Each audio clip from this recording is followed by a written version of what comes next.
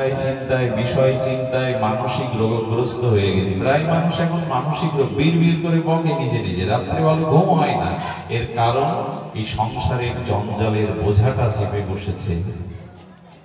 সব পরিস্থিতির মধ্যে ঈশ্বরের মঙ্গল কোন ভাবনা চেষ্টা করুন, আছে। সব পরিস্থিতির মধ্যে ঈশ্বরের কোন মঙ্গল ভাবনা ভাবুন। রাজ্য অভিষেকের দিনে যিনি বনবাসে যাচ্ছে তার এই ভাবনা। এই জন্য আমাদের তত্ত্বের নিরিখে একটু দেখতে হবে। তো আমরা প্রথম প্রশ্নের উত্তরে অনেকটা সময় নিলাম। কে আমরা? জীব নিত্য কৃষ্ণ দাস।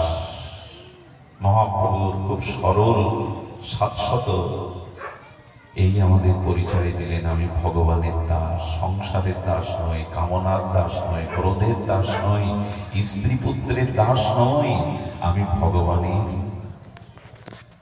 দাস। একবার মনে করে দেখলেই দেখবেন চিত্তে শান্তি আসবে। তবে এদের সাথে আছি, যতদিন বেঁচে আছি এদের কর্তব্য করব। আমি দাস, কিন্তু আপনি কখনো কর্তা সেজে বসবেন না। প্রায় মানুষ কি বলে জানেন? স্ত্রী পুত্র সংসার পরিজনদের বলে আমি আছি বলে কিছু বুঝতে পারছো না, আমি না থাকলে বুঝতে পারবে। নিজেকে কর্তা রূপে দাঁড় করায়। আমি আছি তাই তোমরা ভালো খেয়ে পরে শান্তিতে আছো, আমি না থাকলে তোমরা বুঝতে। ছোট্ট কথা কি, তুমি না থাকলে ওদের কোনো ক্ষতি হবে না। ওদের প্রারব্ধে যা প্রাপ্তি ওরা ঠিক ঠিক সেটা পেয়ে যাবে। তুমি ওদের ভরণ পোষণের মালিক নও। তুমি চলে গেলে ওদের যেটা প্রাপ্তি, ওদের কর্মফল, ওদের যে প্রাপ্ত ওরা পাবে। তুমি কর্তা নও। তোমার কারণে কেউ বেঁচে আছে, তোমার কারণে কেউ সুখে আছে এমন নয়। ওদের কর্মফল যেটুকু পাওয়ার ওরা পাবে, তুমি ওদের কর্তা সাজতে যেও না। যেন আমি ভগবানের দাস, এই পরিচয়। দ্বিতীয় প্রশ্নের উত্তর, রামচন্দ্র একটু অন্য আঙ্গিকে প্রশ্ন করেছিলেন ঋষি ভরদ্বাজের কাছে, আমি কোন পথে যাব? এই প্রশ্নের উত্তর আমাদের জীবনে মীমাংসা হয়েছে। তো আমার পথ কোনটি? সংসারের অনেক জটিল পথেই তো চলেছি, পথের শেষ নাই। পথ কোনটি? যুধিষ্ঠির মহারাজ অবশ্য বলে গেছেন, মহাজনা যেন গতসা পন্থা। মহামানবগণ তাদের অতীন্দ্রিয় অনুভূতির দ্বারা যে পথকে রচনা করেছে, তুমি তাদের অনুগামী অনুসারী হয়ে সে পথেই চলো। আমরা মহাজনের পথে চলিত, আমরা মহাজনের দেখানো পথে চলিত। আচ্ছা, যুধিষ্ঠির মহাপ্রস্থানে গেল কোন পথ দিয়ে? স্বর্গরাহনে পঞ্চপাণ্ডব দ্রৌপদীকে নিয়ে মহাপ্রস্থানে চলে গেল। মহাপ্রস্থান শব্দের অর্থ হলো যে পথে গমন করলে আর পুনরায় ফিরে আসতে হয় না। যুধিষ্ঠির একমাত্র সেই মহাপ্রস্থানের পথে গেলেন। এই পথ কোথায় পেল যুধিষ্ঠির? আর কেউ পায়নি। আপনারা জানেন, যেখান থেকে মহাপ্রস্থানের পথ, ওই পথটা আজও যারা যায়, কেদার বদ্রীনারায়ণ ওই পথ দিয়ে স্বর্গরাহনের যে পথ দেয়, দেখবেন সাদা সাদা বরফ, মানে সবকিছু যেন পুড়ে ছাই, সাদা হয়ে গেছে, ছায়ের মতো, তুলোর মতো। সংকেত দিচ্ছে কি জানেন? যদি মহানির্জান মহাপ্রস্থানে যেতে চাও, যাতে জগতে আর না আসতে হয়, তাহলে কামনা বাসনাকে পুড়িয়ে দাও, ছাই করে দাও। বাসনা থাকলে কিন্তু আবার আসতে হবে। কামনা বাসনাকে পোড়াও। ওই যে ধূসর বরফগুলো ছায়ের মতো, তুলোর মতো। অর্থাৎ যুধিষ্ঠির মহারাজ দেখিয়ে গেলেন সংকেত, কামনাকে পোড়াও। কামনা থাকলে, বাসনা থাকলে তোমাকে আবার পুনরায় আসতে হবে। আর কামনা পুড়িয়েছি আমরা, আর বাসনা পুড়িয়েছি আমরা। আমাদের একজন তত্ত্বজ্ঞ আলোচনা প্রসঙ্গে বলতেন, বিজ্ঞানীরা আকাশের নক্ষত্র সংখ্যা কত হয়তো একদিন তাদের প্রযুক্তি, তাদের মনীষার দ্বারা বলে দেবে। পৃথিবীর ধূলিকণার সংখ্যা কত এটাও হয়তো এক সময় গণনা করে আধুনিক বিজ্ঞান বলতে সমর্থ হবে। কিন্তু বিজ্ঞান কখনো এটি বলতে সমর্থ হবে না মানুষের কামনা বাসনার সংখ্যা কতগুলো। এই জন্য বলছেন পুড়িয়ে দাও। যুধিষ্ঠির পোড়ালো কি দিয়ে জানেন? পোড়ানোর অগ্নিটা হলো, জ্ঞানটা হলো, বস্তুটা হলো সব গোবিন্দ তোমার, আমার বলে কিছু নেই। এই হলো যুধিষ্ঠির এটাই ভাবতেন, সব তোমার কৃষ্ণ। এই জন্য বনবাসে যাচ্ছেন, দ্রৌপদীর বস্ত্রহরণ হচ্ছে, ভিক্ষা করে খাচ্ছে যুধিষ্ঠির প্রশান্ত, দৃঢ় পর্বতের মতো শান্ত। কেন জানেন? এ সবই তোমার কৃপা, সবই তো তোমার। এই জন্য যুধিষ্ঠির ওই পথে যেতে পেরেছিলেন, আর কেউ পারেনি, কারণ সবকিছু গোবিন্দকে সমর্পণ করে বলেছিলেন আমার কিছু। আচ্ছা, দুর্যোধন কি বলেছিল? ঠিক এর বিপরীত, সব আমার, হস্তিনাপুর আমার, ইন্দ্রপ্রস্থ আমার, রাজপথটাও আমি যুবরাজ, আর কেউ যুবরাজ হবে কেন? এরপরে নারদের কাছে দুটো মালা, একটা উত্তম মালা, একটা অধমের মালা। দুর্যোধন অহংকারী উঠে বলছেন উত্তম মালা আমার গলে দাও, আমি যুবরাজ। নারদ বলছেন ভেবে চিন্তে কথা বলো দুর্যোধন, হ্যাঁ তুমি উত্তম, তুমি উত্তম, ভেবে চিন্তে কথা বলো। যুধিষ্ঠিরের কাছে গিয়ে বলছেন এই মালা দুটো এনেছিলাম, একটা উত্তম মালা, একটা অধম মালা। যুধিষ্ঠির বলছেন যিনি উত্তম, যাকে এই মালা শোভাবান হয়, তার আসন পড়ে আছে, একটু পরে আসবেন, আপনি অপেক্ষা করুন। অর্থাৎ শ্রীকৃষ্ণের আসন দেখিয়ে দিচ্ছে, ওনার আসনটা পড়ে আছে, একটু বাদেই উনি উপস্থিত হবেন। উত্তম মালাটা কৃষ্ণের গলে দিন, বলে অধম মালাটাও দিতে হবে, একই জায়গায় দুজনকে খুঁজে পেতে হবে। যুধিষ্ঠির বললেন অধম মালাটার যোগ্য আমি, আমার গলে দিন। দুর্যোধন কারা? যারা যশ খ্যাতি সব আমার, সব আমার, এরাই দুর্যোধন। আর এদের পরিণতি কি হয় জানেন? এই জগতে সব কিছুই আমার, যারা দাবি করে সব আমার, এদের মৃত্যুটা, দুর্যোধনের মৃত্যু বড় ভয়ানক হয়েছিল জানেন তো? সন্ধ্যা আধার নেমে এসেছে, আর ভীমের গদাঘাতে রক্তাক্ত দুর্যোধন, পরিজনহীন, আত্মীয়হীন, সমবেদনা জানানোর কেউ নেই, ছটফট করছে কুরুক্ষেত্রে রক্তাক্ত যন্ত্রণাকাতর দুর্যোধন। সন্ধ্যার সময় পাশে সমবেদনা জানানোরও। দেখো সংসারে যারা আমি অহংকার নিয়ে থাকে, সব আমার দাবি করে যারা, অহংকারী যারা, আমিত্বই যাদের প্রধান সত্তা, যে সব আমার, এদের মৃত্যুটা দেখো। এরা পরিজনহীন, সজ্জনহীন, অনুভূতি জানাবার কেউ নেই, যন্ত্রণায় ছটফট করছে, চারিদিকে ভাইদের লাশ, রক্ত, শোক, এর মধ্যে যন্ত্রণায় কাতর দুর্যোধন মরছে। আর যুধিষ্ঠিরের দিকে তাকাও, যিনি অভিমান ত্যাগ করে সর্বস্ব গোবিন্দকে দিয়েছেন, তার পথটা দেখো, মহাপ্রস্থানের পথ। কোন পথ চাই আমরা? এই যে কামনা বাসনা, পাপ অপরাধ জড়ো করে যাচ্ছি, ভোগ বাসনা প্রবৃত্তির দ্বারা, পথ পাবো তো? মৃত্যুর পরে পথ পাবো তো? আমার মনে হয় কোন পথে যাব, এই জিজ্ঞাসার উত্তর হলো মৃত্যুর পরে আপনি কোথায় যাবেন ওটা এখন ঠিক করে নেন। মৃত্যুর পর কিন্তু দেহ থাকবে না, ওই সময় আপনার কোনো স্বাতন্ত্র ইচ্ছা। এখন যেমন দেহটা আছে, আপনি পূর্বে যেতে পারেন, পশ্চিমেও যেতে পারেন, আপনি পুণ্যের পথে যেতে পারেন, পতন বা পাপের পথে যেতে পারেন। মৃত্যুর পর কিন্তু দেহ থাকবে না, ওখানে আপনার ইচ্ছাই তখন কিছু করতে পারবেন না। তখন সারা জীবনের কর্মফলই আপনাকে পথ দেখাবে আপনি কোথায় যেতে চান। এখনই ঠিক করে নেন যে আপনি কোথায় যাবেন, পথ ঠিক করে নেন। এই যে ডাক্তারবাবুর এই যোগ্য অনুষ্ঠানে আসতে গিয়ে আমাদের একটা পথ চিনে আসতে হয়েছে। লক্ষ্য বস্তুতে পৌঁছাতে গেলে আগে থেকে পথ নির্দেশনাটা, মৃত্যুর পরে যাবো কোথায় মা ঠিক করেছে? বলে ঠিক করা যায়, বলে অবশ্যই যায়। আব্রহ্ম ভুবনালোকা পুনরাবর্তিন সভার্জুন মামোপেত্য তু গন্তে পুনর্জন্ম ন বিদ্যাতে। অর্জুন ব্রহ্মালোক পর্যন্ত গেলেও তাকে আবার ফিরে আসতে হয়, কিন্তু যে একবার আমার চরণে এসে পৌঁছায় তাকে আর পথহারা হতে হয় না, সে জগতে ফিরে আসে। কোথায় যাব এটা তো আগে নির্ণয় করতে হয়। আমরা পথহারা, কোথায় যেতে চায় আদৌ যায় একটা হবে। মানুষকে জিজ্ঞাসা করলে কি বলে জানেন? মরার পরের কথা ভেবে লাভ কি, যাওয়া একটা হবে। এগুলো মূঢ়তা, এগুলো অজ্ঞানতা। আপনি সামান্য ভারতে যাবেন, তার আগে কত ভিসা, পাসপোর্ট, কোন স্থানে যাবেন, কার বাড়ি যাবেন, কোন ল্যাগেজ নেবেন, এত কিছু গোছগাছ করা লাগে। কত আত্মীয়র বাড়িতে গেলে আপনার কত প্রস্তুতি করা লাগে। আর আপনি মৃত্যুর পরে কোথায় যাবেন, কোন পথ আপনার, এটা নির্ণয় করার ভাবনা আমাদের মধ্যে নেই।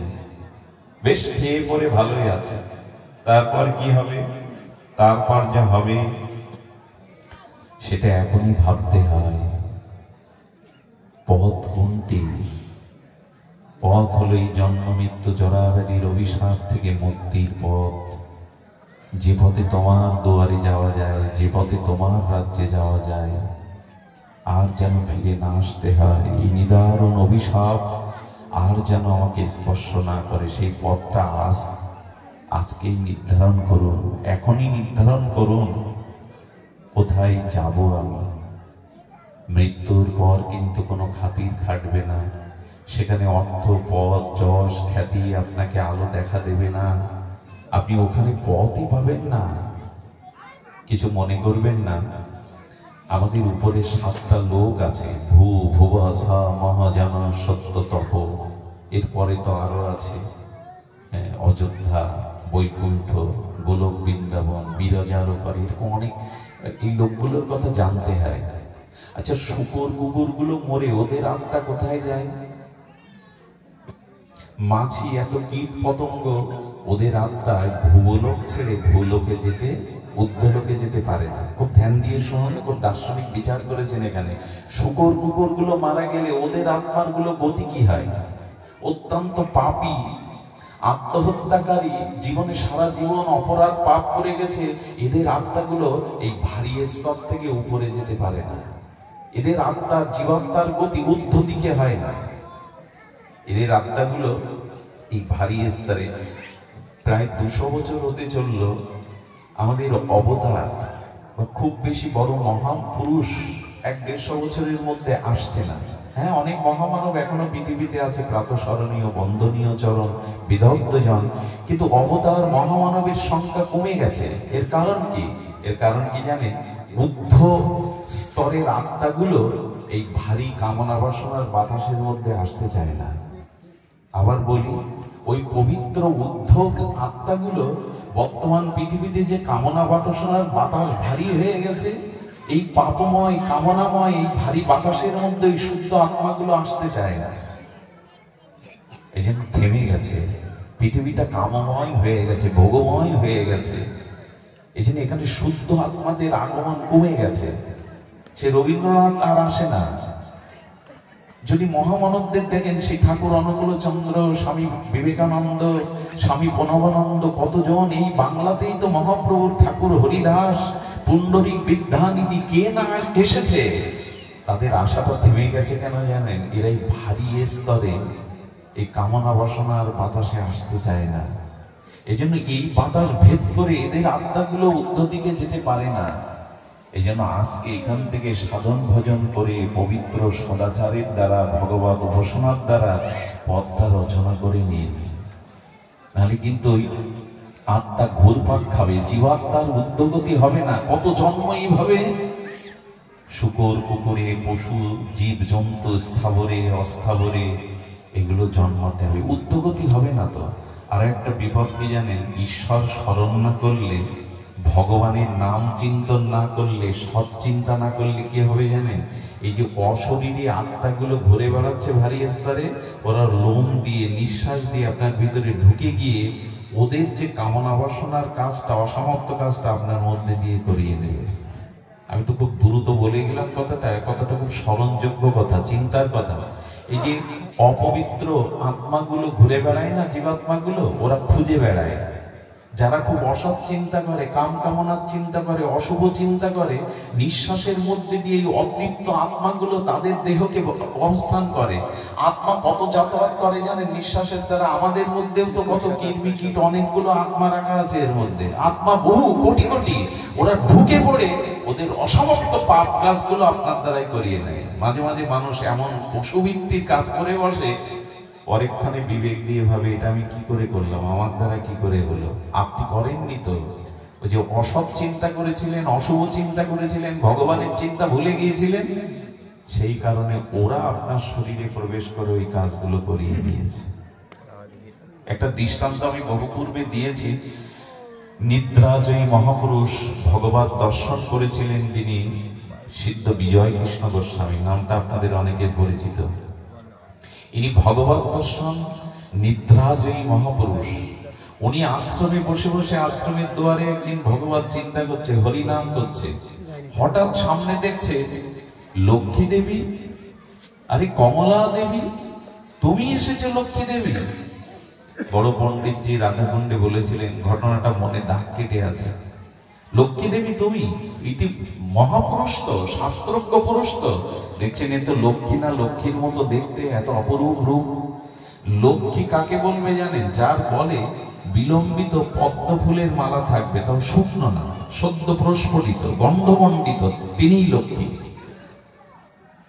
তো দেখছে পদ্ম ফুলের মালা নেই, তখন ধ্যানের দ্বারা তার অন্তর্দৃষ্টি দিয়ে দেখছেন আশ্রমের ভেতরে ওনার এক শিষ্য পর স্ত্রীর চিন্তা করছে, কামের চিন্তা করছে। ওর শরীরে ঢুকবে বলে এসে দাঁড়িয়েছে ওই রূপ নিয়ে, ঢুকতে পারছে না কেন জানেন? ওই মহাপুরুষ বসে বসে হরিনাম করছে, এই জন্য ওর ভেতরে প্রবেশ করতে পারছে না, কিছুক্ষণ পর চলে যাবে। তার মানে আমাদের ভেতরে অশুভ চিন্তা করলে, অসৎ চিন্তা করলে ওরা আসে, ওরা আমাদের ভেতরে ওদের অসমাপ্ত কামনা বাসনা পূরণের জন্য ভেতরে প্রবেশ করে। সতর্ক থাকতে হয়। সৎ চিন্তা এই জন্য করতে হয়, ভগবানের নাম রূপ চিন্তা এই জন্য করতে হয়, ওরা যাতে প্রবেশ না করতে পারে। মানুষ এত নারকীয় কর্ম করছে কেন এখন? চিন্তা সৎ নেই তো। এই জন্য গোবিন্দ গীতাতে একটা কথা, তসমাৎ সর্বেষু কালেষু মমানুষ্যর। গোবিন্দ বলেছেন তসমাৎ সর্বেষু কালেষু, ওগো সর্বদা আমার চিন্তা করো। তসমাৎ সর্বেষু কালেষু, সব সময় করতে বলছেন কেন? যে সময়টা তুমি নাম বিরতি করবে, সেই মুহূর্তে তোমার ভিতরে অশুভ চিন্তাগুলো প্রবেশ করবে। শত্রু তোমার বাইরে নেই, শত্রু তোমার ভেতরে। শুভ চিন্তা করো, তাহলে ওরা প্রবেশ করতে পারবে না। যেমন দেখবেন কোনো বাড়ি তৈরি করার পরে যে ইটটা প্লাস্টার করে রং দিয়ে দিলেন, কোনো দামি রং দিয়ে দিলেন, আর ঠিক ওই রং প্লাস্টার করা ইটের পাশে একটা খালি ইট প্লাস্টার না করে রং না দিয়ে রেখে দিলেন, 1 বছর পরে কি দেখবেন?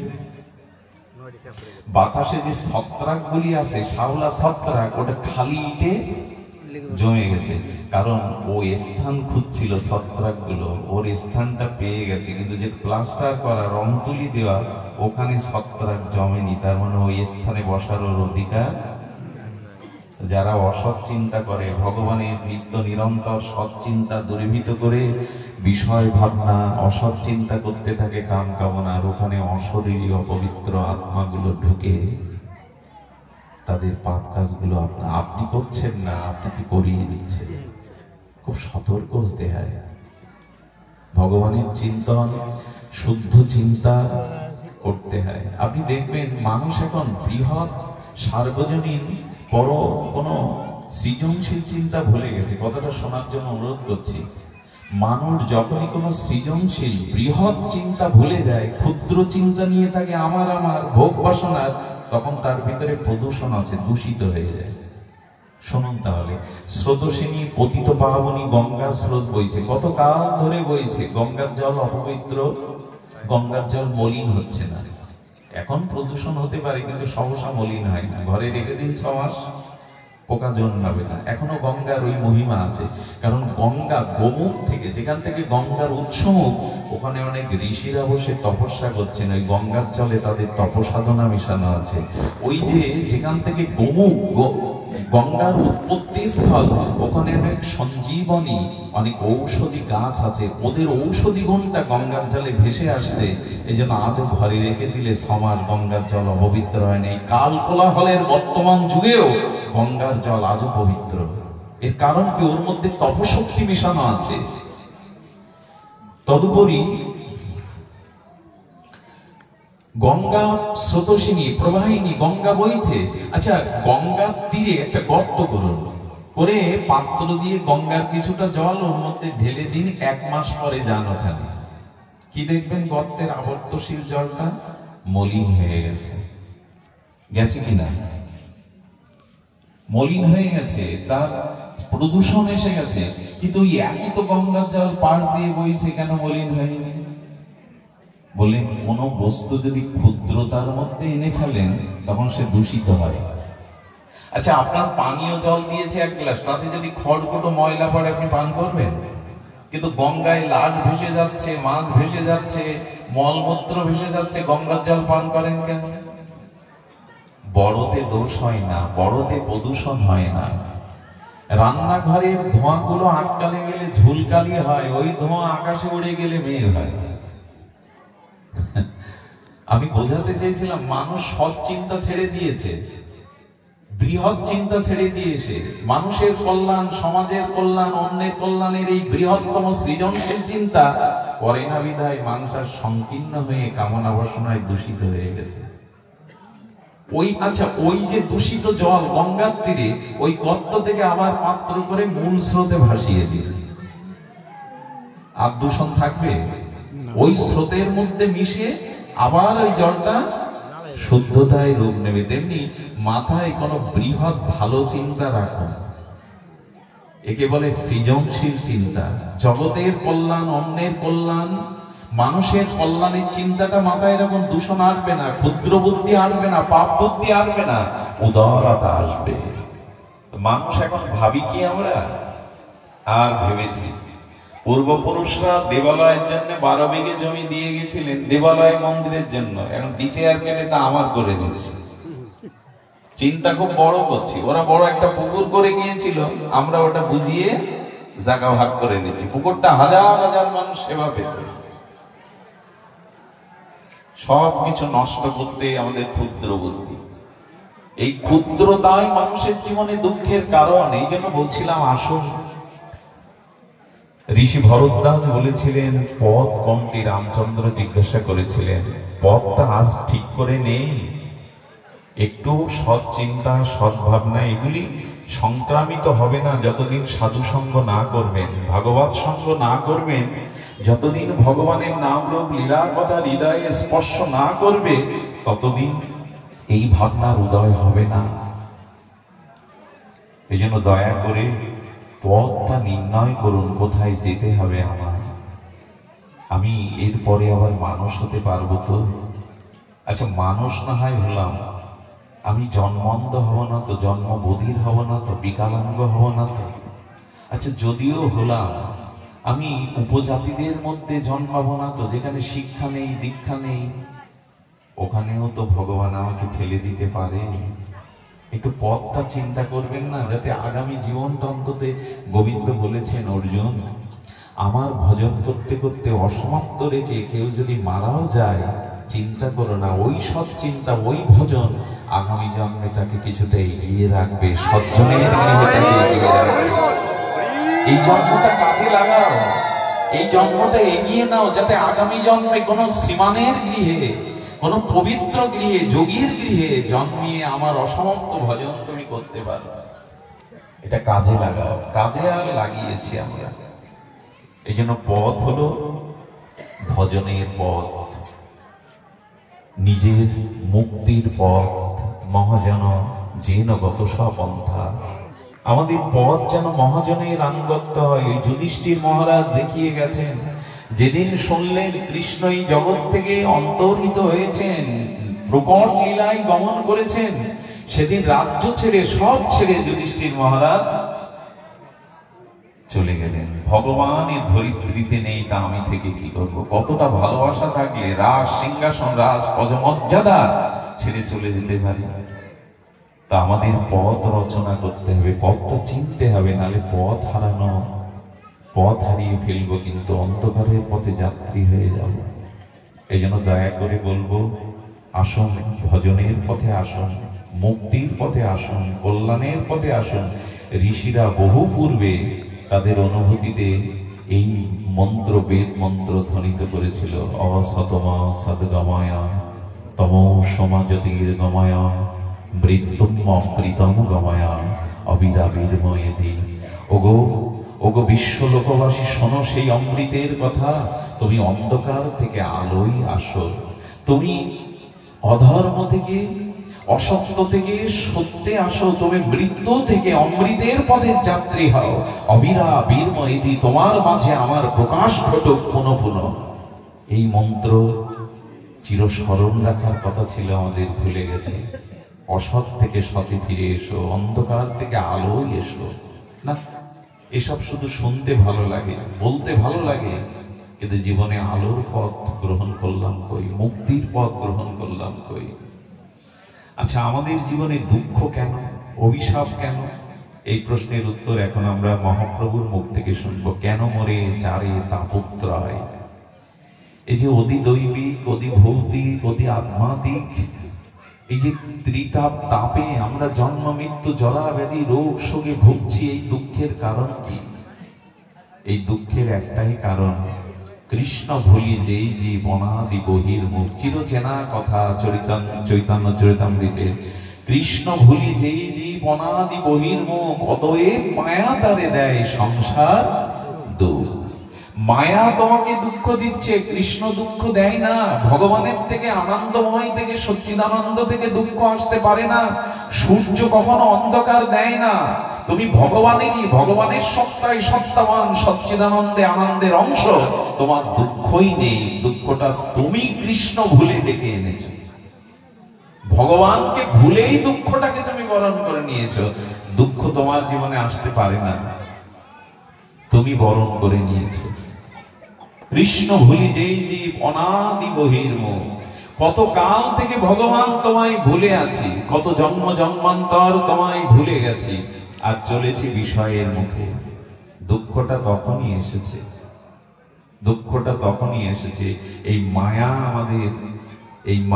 আমাদের দুঃখে কবলিত করেছে। মায়া কৃষ্ণকে বলে, আমি বহু আগে বলেছি, যদি দুঃখ দূর করতে চান তবে মায়ার পরিচয় নিন। এই বহিরঙ্গা দুর্ধর্য মায়ায় আমাদের সব শেষ করে ফেলেছে। আচ্ছা, দেবর্ষিপাদ নারদ, ঘটনাটা আগে বলেছি, শুনুন। আপনার জীবনের, আমার জীবনের একটি প্রত্যক্ষ এবং বাস্তব ঘটনা শুনুন। দেবর্ষিপাদ নারদ একদিন বলছেন, প্রভু, তোমার এই বহিরাঙ্গা দুর্ধর্য ত্রিগুণ মায়া, এই মায়ায় কবলিত হয়ে জীব অধঃপথে যাচ্ছে, জন্ম মৃত্যু চক্রে আবদ্ধ হচ্ছে, এত কষ্ট, এত দুঃখ, এত অভিশাপ। প্রভু, তোমার মায়া কি রূপ আমাকে একটু দেখাও, ধ্যান দিন। দেবর্ষিপাদকে কৃষ্ণ তখন হেসে বলছেন, সূর্য যদি অন্ধকার দেখতে চায়, তোমার প্রশ্নটাও তো তাই। তুমি কোথাও দাঁড়ালে মায়া সেখানে, তুমি মায়া মুক্ত পুরুষ, তুমি দেবর্ষিপাদ নারদ, তুমি মায়ার কাছে গেলে মায়া তোমার থেকে দূরে পালাবে। মায়াকে কেন দেখতে চাইছো? বলো, প্রভু, অচিন্তনীয় তোমার শক্তি, তুমি কৃপা করে আমাকে তোমার মায়াকে একটু দেখাও, মায়া কি রূপ। আচ্ছা, জ্ঞান কি রূপ দেখাতে পারবেন? কাউকে যদি বলে জ্ঞান কি রূপ, আপনি দেখান। জ্ঞান দেখানো যায় না, জ্ঞানীকে দেখানো যায়। জ্ঞানীর চরিত্র আচরণ থেকে বলা যায় এই হলো জ্ঞানী, আর এই হলো ওনার চরিত্র থেকে। জ্ঞান নিরাকার, জ্ঞানকে কখনো সাকার রূপে দেখানো যায় না। জ্ঞানীকেই দেখে জ্ঞানকে নিরূপণ করতে হয়। তো দেবর্ষিপাদ নারদকে বলছেন, গোবিন্দ, তুমি মায়া দেখতে চেয়েছো, আমার প্রিয় তুমি, তবে যাও, অমুক গ্রামে যাও। কথা বলছে, অমুক গ্রামে যাও, অমুক গ্রামে গিয়ে শোনো, মায়া শঙ্কর রূপে এক ব্যক্তি আছে, তুমি তার কাছে গিয়ে তার পরিচয় জানলে, তার সাথে কথা বললে বুঝবে মায়া কি রূপ। কারণ মায়াকে তো ওইভাবে দেখানো যায় না। যার মধ্যে মায়া প্রকাট আছে তার কাছে যাও, মায়াকে তুমি বুঝবে। সুধীজন, উনি খুঁজতে খুঁজতে নারদজি সেই গ্রামে বহু লোকের কাছে শুনতে শুনতে অবশেষে মায়া শঙ্করের বাড়ি। গোবিন্দ নামটি কি দিলেন? মায়া শঙ্কর। শঙ্কর। তো তখন বলছেন, প্রভু, শঙ্কর কারো নাম হতে পারে, মায়া আবার মায়া শঙ্কর, মায়া উপাধি তো কারো দেখিনি। উপাধি তো অনেক কিছুই আছে, কিন্তু মায়া কেন? ভগবান তখন বললেন, এক গ্রামে যদি দুজন বিমল বাবু থাকে, তো এক বিমল বাবু অতি কৃপণ, হাড় কৃপণ, আর একজন উদর, দুজনের টাইটেল এক। এখন বাইরের কোনো মানুষ এসে যদি পরিচয় জিজ্ঞাসা করে, ওই গ্রামে গিয়ে বিমল বাবুর বাড়ি যাব কই, তো সহসা গ্রামের লোক অনেকেই বলে কৃপন বিমলের বাড়ি যাবেন না দাতা বিমলের বাড়ি যাবেন। অর্থাৎ কৃপণতাটা ওর স্বভাবের কারণে ওর উপাধি হয়ে গেছে। তো ওর মায়া এমন যে ওর নামের সাথে, শঙ্করের সাথে বাবা মার দেওয়া নাম মায়া উপাধি হয়ে গেছে। নারদ গিয়ে বলছে এটা কি মায়া শঙ্করের বাড়ি? মায়া শঙ্করের বাড়ি। মায়া শঙ্কর উঠে দাঁড়িয়ে বললেন, কি ভাগ্য আমার, সাধু দর্শন সকালবেলা, বসুন বসুন, কি ভাগ্য আমার। দুজনই বসেছে, একটা আসন দিয়েছে। কিন্তু নারদ ভাবছে কথা না বললে তো ওর ভেতরে মায়া দেখতে পাঠিয়েছেন ভগবান, মায়া বোঝা যাবে না। কারো পরিচয় নিতে গেলে তো তার সাথে আগে কথা বলতে হবে, তার ভেতরের ভাবটা বাক্যের দ্বারা, ভাষার দ্বারা প্রকাশ হবে। তখন নারদ বলছেন এই সংসার মায়াময়, দুঃখময়, যন্ত্রময়, আমি বৃন্দাবন থেকে এসেছি, চলুন বৃন্দাবন আনন্দময়, ভজনময়, চলুন। মায়া শঙ্কর তখন বলছে তা কি আর জানি না, মায়ার পাখি ঘুরপাক খাচ্ছে রাত দিন, সবই তো জানি, কিন্তু মায়া যে আমারে ছাড়ে না। নারদ তখন কিঞ্চিত বুঝতে পারছে যে ভগবান মায়া দেখতেই কার কাছে পাঠিয়েছেন। মায়া আমারে ছাড়ে না। আমরা কেউ কেউ এরকম বলি, কিন্তু সংসার আমাকে ছাড়ে না, একটু ভাগবতে যাব, একটু বৃন্দাবনে যাব, একটু ধামবাস করো, মায়া আমাকে ছাড়ে না। গুরুদেবকে গিয়ে এই শিষ্য বলছে, প্রভু আসতে মন চাই, সৎসঙ্গ করতে মন চাই, কিন্তু মায়া আমারে ছাড়ে না। গুরুদেব বললেন কালকে তোর মায়া ছাড়িয়ে দেব, তুই এই সময় আবার মন্দিরে আসবি। সকাল যখন 10টায় ঢুকছে, গুরুদেব ওকে দেখতে, প্রবেশ করতে দেখে এক বৃক্ষের ডাল জড়িয়ে ধরে চিৎকার করে বলছে, কে কোথায় আছো? গাছ আমারে ধরে রেখেছে, আমাকে ছাড়িয়ে নাও। শিষ্য গিয়ে বলছেন গুরুদেবের মস্তিষ্ক বিকৃতি হলো কি, গাছ কি কাউকে ধরে রাখে? উনিই তো গাছ জড়িয়ে ধরে বলছে গাছ আমাকে জড়িয়ে ধরেছে, ছাড়িয়ে নাও, ছাড়িয়ে নাও। গুরুদেব আপনি ছেড়ে দিলেই তো মিটে গেল। আরে গাছ কাউকে ধরে নাকি? আপনিই তো গাছের শাখা ধরে ঝুলছেন। গুরুদেব ছেড়ে দিয়ে বললেন উত্তরটা তোমার জন্য, তাই সংসার কাউকে ধরে রাখে না, তুমি সংসারকে ধরে রেখেছো। আজ পর্যন্ত সংসার কাউকে ধরে রাখেনি তো। কানের পাশে চুল পাকে মানে কি? সংসার বলছে যাওয়ার সময় হয়ে গেছে, একটা নোটিশ এসে গেছে, সতর্ক হও। সংসার সবসময় চলে যায়, আমরাই বলি যে সংসার আমাকে বলছেন, সংসারকে আর বুঝি না, আর সাক্ষাৎ মায়া আমার ঘরে। আপনি আর বেশিক্ষণ এখানে বসবেন না। মনে হয় স্ত্রীর কথা বলছে। ওনার স্ত্রী কটমট করে বাইরে এসে নারদ দিকে তাই, ওই সাধু এখান থেকে যান, ওকে ছেড়ে দিন, ওর কাজ আছে। আপনার মতো ওই হরি হরি করলে সংসার চলবে না, ওকে ছেড়ে দিন। এই বলেই স্ত্রী ঘরে যাওয়ার পরে বলছে, বাবা এরকম মায়ের সাথে আপনি সংসার করছেন? আরে এক্ষুনি চলুন আমার সাথে, এক্ষুনি চলুন আনন্দময় মধুময় বৃন্দাবনে, আপনি চলুন, এখানে সুখ নেই। বললেন আর একবার বললেন তো আপনার গেছে, সাক্ষাৎ মায়া দেখলেন। শুনুন, মেয়েটার বিয়ে হোক, ছেলেটার একটা কাজ হোক, আমি কথা দিচ্ছি আপনার সাথে আমি বৃন্দাবনে যাব। আমরাও কিন্তু ওই বলি, আমরা একটা ব্র্যাকেট দিয়ে দিই, ছেলেটা পড়াশোনা করছে, ওর একটা স্থায়ী কিছু হোক, মেয়েটার বিবাহ হোক। আর হয়েছে, উনি চলে গেছেন, দীর্ঘ 5 বছর পর আবার ফিরে এসেছে। মায়া শঙ্করের মেয়ের বিয়ে হলো কি, মায়া শঙ্করের ছেলে বড় হলো কি, ও তো যেতে চায়নি। মায়ার তো শেষ দেখতে হবে, গোবিন্দ পাঠিয়েছিলেন। কি বলছে, মায়া শঙ্কর বাড়ি আছো? ছেলেটা বাইরে এসে বড় হয়ে গেছে, বলছেন বাবা তো কয়েক বছর আগে মারাই গেছে। বলছে মারা যাক, কিন্তু গতি কি হলো দেখতে হবে তো। দেবশিবান নারের তার লোকত্রিয় প্রজ্ঞার দ্বারা ধ্যানে দেখছেন ওর গতি কি হলো। বিশ্বাস করুন, আমি গল্প শোনাতে এত দূর থেকে ব্যাসাসনে বসিনি। এটা ওই মায়া শঙ্কর অন্য কেউ না, আমরাই। নারদ তখন কি দেখলো জানেন? ও জন্মেছে শূদ্রের ঘরে, জন্মে মহিষ রেখে বেড়াচ্ছে শিশুকাল থেকে, পান্তা খায় আর সারাদিন 20-25টা মহিষ রেখে বেড়ায়। ভাগবতে বলেছে এ জন্মে দুর্লভ মনুষ্য জন্ম, বিবেক পেয়ে, বিচার পেয়ে, সাধু পেয়ে, হরিনাম পেয়ে যদি ভজন না করো, তবে অধঃপতন আগামী জন্মে নিচে নেমে যেতে হবেই হবে। অবশ্যই তোমাকে নিচে যেতে হবে। তো মহিষ রাখছে ওই একবার বালক, তাকে গিয়ে বলছে মায়া শঙ্কর আমাকে চিনতে পারছো? বলে কে আপনি, কে মায়া শঙ্কর?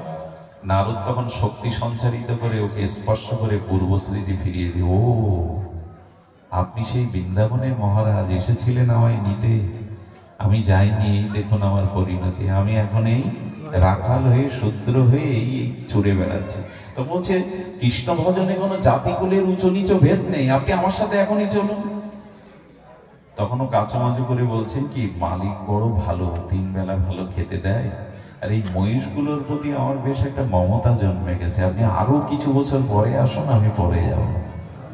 নারদ তখন পেছনে ফিরে বলছে, ভগবান কিঞ্চিত বুঝতে পারছি মায়ার স্বরূপ কি, আচ্ছা যাও, আমি আবার আসবো। এর আরো ক বছর পরে নারদজি এসে শুনছেন, আপনার সেই রাখালটা কই? বলে আর বলবেন না, বিষাক্ত সর্বদংশনে বিলে খালেই মরে পড়েছিল।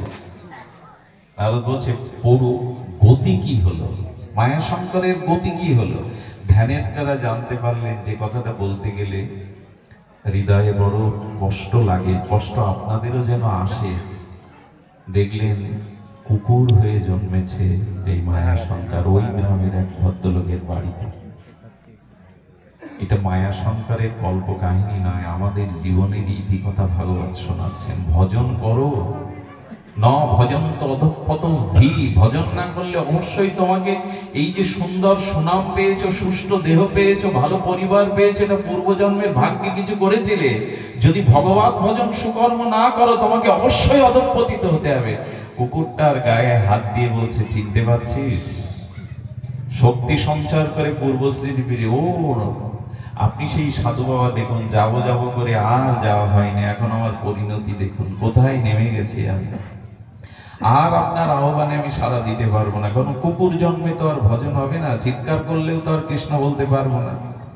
তখন বলছেন যে দেখ, কুকুর জন্মেছিস, কিন্তু সাধু বৈষ্ণবের কৃপা হলে এ জন্মেও উদ্ধার হওয়া যায়। যায় কিন্তু কেমন জানেন? মহাপ্রভুর পরিকরগণের মধ্যে অন্যতম ছিলেন সেন শিবানন্দ। ইনি মহাপ্রভুর ভক্তগণের মধ্যে অন্যতম ধনী ভক্ত। প্রভু আদেশ দিয়েছিলেন, শিবানন্দ, গৌড়ীয়গণ লীলাচলে রথযাত্রায় যারা আসবে, তুমি তাদের ভরণ পোষণ পথের খরচা দিয়ে সবাইকে এনো জগন্নাথে।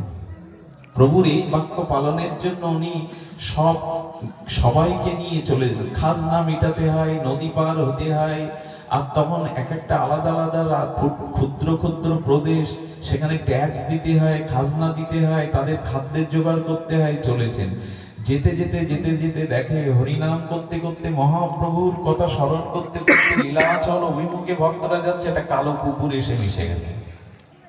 সেন সেবানন্দ তখন হাত জোর করে বলছেন, মহাপ্রভু আমার পরীক্ষা নিচ্ছেন, ও ভক্ত রূপে এসেছে, ওকে আমাদের মতো করে সেবা করবে, যত্ন করবে। উনি অন্য কাজে আছেন, সন্ধ্যায় এসে বলছেন, ভক্তকে সেবা দিয়েছো? কুকুর বলছেন না। কি মহাপ্রভুর প্রতি এদের আনুগত্য! বলছেন ওকে সেবা দিয়েছে, বলে মনে নেই কুকুরটাকে সেবা দিতে। উনি নিজেই উপোস থাকলেন। ভক্ত উপবাস তো আমি কেন পাবো? দায়িত্ব তো আমার তাকে নিয়ে যাওয়া। আহা, বৈষ্ণবের দুয়ারেও যদি কুকুর হওয়া যায় না, তাতেও উদ্ধারের একটা পথ খোলা থাকে। ওকে প্রসাদ দাওনি তো আমিও পাবো না, ও তো ভক্ত। কি বলবো আপনাদের, খেয়া পার হতে গিয়ে কুকুরটা আছে দলের সাথে। তখন মাঝি বলছেন, উড়িয়া মাঝি বলছেন, আমি কুকুর নৌকায় তুলি না। সেন সেবানন্দ বলছেন, আমাকে পার করতে যে করি নেবে 10 গুণ করি দেব, ওকে আগে পার করতে হবে, পরে আমি পার হব। বৈষ্ণবের দুয়ারে কুকুর হয়েও যদি যাওয়া যায়, বৈষ্ণব তো ফেলে দেন না, বৈষ্ণব কাউকে পরিত্যাগ করেন না। কুকুরটাকে আগে পার করলেন উনি। ওপারে গিয়ে দেখে ভক্ত আর নাই, কাঁদছেন, আর বললেন, আমার কোনো অপরাধে ও আমাকে ছেড়ে চলে গেছে, আমি প্রভুর কাছে কি জবাব দেব? প্রভু তো দায়িত্ব দিয়েছিলেন সবাইকে নিয়ে আসবে, কি জবাব দেব আমি? লীলাচলে পৌঁছে গেলেন, গিয়ে কি দেখলেন জানেন? দেখলেন মহাপ্রভুর সামনে ওই কুকুরটাই বসে আছে, এবং প্রভু হরিনাম করছে, আর জগন্নাথের প্রসাদ, শুকনো প্রসাদ পাচ্ছে আর ছুঁড়ে ছুঁড়ে দিচ্ছে, ও কৃষ্ণ বলছে আর প্রসাদ খাচ্ছে। সেন সেবানন্দ গিয়ে মহাপ্রভুকে না, কুকুরটাকে আগে প্রণাম করলেন, ধন্য তুই, ধন্য প্রভুর শ্রীমুখে না, প্রভুর প্রসাদ পাচ্ছিস, ধন্য তুই, ধন্য তুই। লুটিয়ে আগে কুকুরটাকে প্রণাম করছে। কুকুরটাকে প্রণাম করছেন লুটিয়ে। এর পরের দিন কুকুরটা পুরীর সমুদ্রে প্রাপ্তি হয়ে গেছিল, গোবিন্দ চিরদিনের মতো তাকে নিয়েছিল। নারদ বলছে, ওরে যদি বৈষ্ণবের দুয়ারে কুকুর হতে পারিস, বৈষ্ণবের প্রসাদ পেতে পারিস, এখনো তোর সম্ভাবনা আছে, চল আমার সাথে চল, এখনো তোর সম্ভাবনা আছে। অনেক বৈষ্ণবের বাড়িতে দেখেছি কুকুরটা একাদশীর দিনে অন্ন খায় না। তুলসী পরিক্রমার সময় কুকুরটা পরিক্রমা করে, শঙ্খ বাজানোর সময় ওরাও চিৎকার করে, হরিনাম চিৎকার করে করলে ওরাও চিৎকার করে। এই জন্য মাঝে মাঝে কি মনে হয় জানেন, যে অন্যায় কর্ম করলাম, ভগবানকে বিস্মরণ হয়ে যে সংসারে মায়ায় মজে থাকলাম, প্রভু আগামী জন্মে যদি জন্ম হয় পশুজনিতেও হয়, যেন সেটা বৈষ্ণবের দুয়ারে হয়, বৈষ্ণবের দুয়ারে হয়। নবদ্বীপের এরকম লীলা আছে, বড়াল ঘাটে বাবাজি মহারাজ কীর্তন করতে করতে, পরিক্রমা করতে করতে একটা কুকুরকে পেয়েছিলেন। সেও দুহাত তুলে হরিবল দিত, চিৎকার করতো, হরি নামে বলতে চাইতো, গড়াগড়ি দিত ধুলায়।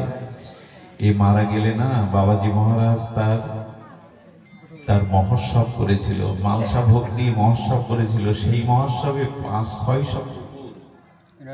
500-600 কুকুর এসে পাত পেতে প্রসাদ পেয়েছিল। যে কুকুরটাকে প্রথম নিমন্ত্রণ করেছিল সবার শেষে সে পেয়ে গেছিল। আমার মনে হয় বৈষ্ণবের দুয়ারেও যদি তুই যাস, কুকুরটা কি বলছে জানেন? এসব শুনে নারদকে তখন বলছেন, দেখুন সাধু, আমার একটা ধর্ম আছে, আমি তো ধর্ম ত্যাগ করতে পারি না। কি তোর ধর্ম? বলে, আমি প্রভুর সাথে বেঈমানি করতে, প্রভু আমাকে খেতে দেয়, চোর ডাকাতকে আমি পাহারা দেই, প্রভুর সাথে বেঈমানি করতে পারবো না। নারদ তখন বলছেন, প্রভু তোমার মায়াকে এবার বুঝেছি, কি দুর্দশা তোমার মায়া। ও ভগবানকে ভুলে এই জন্মে এখনো বলছেন আমি মালিককে ত্যাগ করতে পারবো না। যাক, এর আরো কিছু বছর পরে নারদ গিয়ে বলছে, আপনাদের কুকুরটা কই? বলো, কি এক অজানা রোগে মারা গেল। যাক, এবার গতি কি হলো? আমি গল্প শোনাচ্ছি না আপনাদের, এটা আমাদেরই জীবন কথা। ভাগবত বলছে, ভগবানকে ভজন করো, নাহলে এভাবেই তো মায়ায় কবলিত হয়ে তোমাকে মায়া চক্রে ফেলে দেবে। নারদ আরো 1 বছর 2 বছর পরে গিয়ে শুনছে, কি গো তোমাদের কুকুরটা? বলে, মারা গেছে অজানা রোগে। যাক, এবার কি গতি হলো? কি দেখলেন জানেন? 5 দিন আগে নর্দমার মধ্যে একটা কীট হয়ে, পোকা হয়ে নর্দমায় পড়ে আছে। নারদের চোখে জল এলো, পোকাটাকে হাতে তুলে নিয়ে শক্তি সঞ্চার করে বললেন, আর কত নিচে নামবি তুই? আর কত নিচে নামবি? এই বিশ্ব ব্রহ্মাণ্ডে ভগবান আত্মা রূপে তোর মধ্যে রয়ে গেছে, আর কত নিচে নামবি? আত্মাটা আছে বলেই তো তুই বেঁচে আছিস, তুই জীব। হ্যাঁ, নারদের চোখে জল এলো, প্রভু এভাবে জীবকে অধঃপতন দেখতে আমি পারি না, এই জীবকে কল্যাণ করো। নারদের কৃপায় সে পুনর্জন্ম পরে পেয়েছিল এবং ভগবানের পথে এসেছিল। এই জন্য মহৎ সঙ্গ করুন, সাধু সঙ্গ করুন, এরা জানিয়ে দেবে মায়ায় কবলিত হয়েও না।